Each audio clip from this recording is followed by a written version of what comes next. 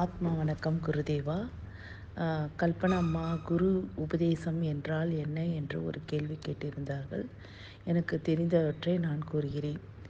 குருவின் உபதேச பாதையில் நடக்கும் பொழுது நமக்கு ஞானம் கிடைக்கும். குரு என்பவர் மனித உருவில் தோன்றும் கடவுள். என்னுடைய முன்னேற்றம் வழிகாட்டியவர் குரு ஆவார். குருவை கடவுளை நிலையில் வைத்து வணங்க வேண்டும். நம்முடைய இருளை நீக்கி அறிவொளியை வழங்கியவர் குரு ஆவார். அவர் எங்கேயோ இருக்கிறார். அவருடைய உபதேசம் நன்றாக உள்வாங்கி நம்மளை கடவுள் நிலையை அடைய செய்பவர் குருவே ஆவார், குரு தேவாவே ஆவார். நல்ல பாதையை காட்டுபவர். சீடர்களின் நாம் அவர் கூறும் உபதேசத்தை நன்றாக உள்வாங்கி அவரை மகிழ்விக்க வேண்டும். அவர் மீது நம்பிக்கை இழந்து விடக்கூடாது. அவரிடம் முக்கியமாக பொய் சொல்லக்கூடாது. நான் தியானம் செய்கிறேன் என்று பொய் சொல்லக்கூடாது. அவரிடம் மிகவும் நம்பிக்கை வைக்க வேண்டும்.